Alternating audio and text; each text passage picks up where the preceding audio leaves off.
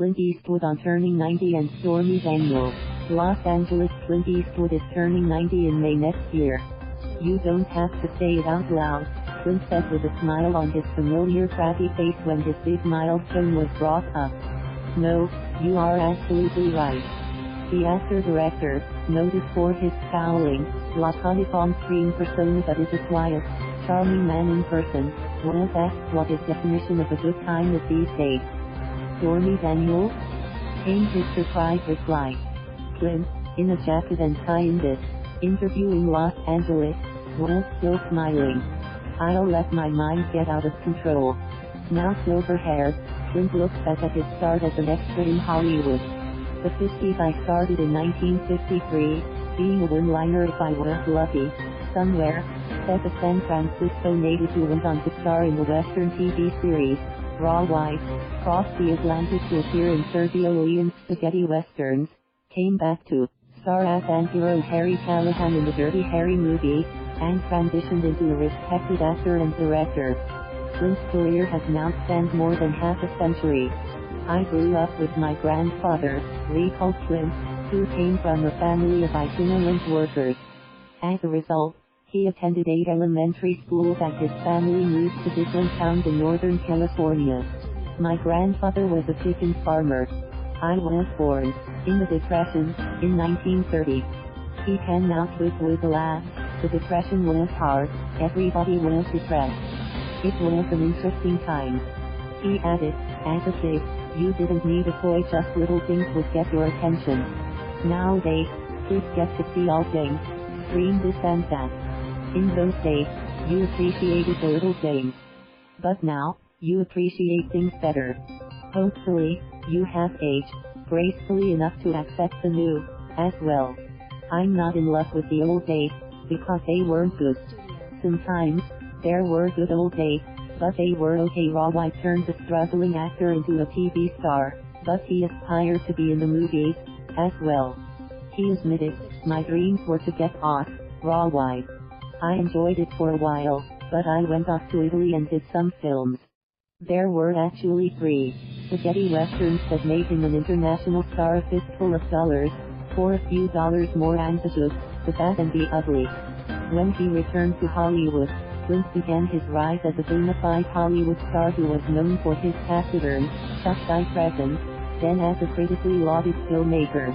He said humbly, I did a few American films that did okay, and once in a while, if you're lucky, you get one that works. But there are so many things that go into it: producing, directing, setting it all up. Each time, it's like a different game. Just when you think you got it captured, it can drop you like a hot potato, like an angry woman. Somewhere along the way, Clint, a registered Republican, became the mayor of Carmel, California, in the 80s. He once said in an Esquire magazine interview in 2016, he, Donald Trump, has said a lot of dumb things. So have all of them. Both sides. 3 years later, Clint said this in our interview, that United States President is probably the hardest job anybody would have. It's tough. Some days, you pick up a paper and think, God, this is the dumbest person in the world, and then okay, this is not a bad thing. Every day is different. I don't have any particular philosophy, but I know dumbness when I see it. And you see a lot of it nowadays. Still churning out at least one film a year, Clint says he relishes his time behind the camera. That's why I became a director, so someday, when I got tired of looking at myself on screen, I could live just through that. I'm in that era right now where I am definitely tired of looking at myself. I love watching the actors and making sure that in my mind, they're doing the right thing. In his latest film, Richard Jewell, Clint directs Billy Ray's script based on Marie Brenner's Vanity Fair article, American Nightmare, The Ballad of Richard Jewell. The movie dramatizes events during the 1996 Atlanta Summer Games when Richard, played by Paul Walter Hauser, a security guard, found a bomb at the Centennial Olympic Park and quickly alerted the authorities. Richard Jewell has been generally well received by critics, especially for the performances that Clint elicited from Paul, Kathy Bates, Olivia Wilde and John Hamm. A controversy erupted over the film's portrayal of Atlanta Journal-Constitution reporter, Kathy Scruggs, played by Olivia, as offering sex with an FBI agent, John, in exchange for news information. The paper's editor, Richard Riley, was quoted as saying, "There is no evidence that this ever happened." Olivia, for her part, said to Variety, "It's a shame that she, Kathy, has been reduced to an infant moment in the film. It's a basic misunderstanding of feminism as pious sexualness. It happens a lot to women. We're expected to be one-dimensional if we are to be considered feminist." Clint, whom we interviewed before the issue began, said of his cast, "I like Paul, Sam, Olivia, Kathy and everyone who was in the movie. It's more fun to watch them than being a guy who has been acting for many years." He said about the screenplay's source, "I read the original article that Mrs. Brenner wrote on the Great American Tragedy, she called it. And for someone to have his life taken away from him, do a heroic deed and get the penalty of being accused of the actual crime, it just seemed like it could make a great movie." The four-time Oscar winner talked about the film's long journey into making it to the big screen, with several studios involved: Warner Bros., Fox and Disney.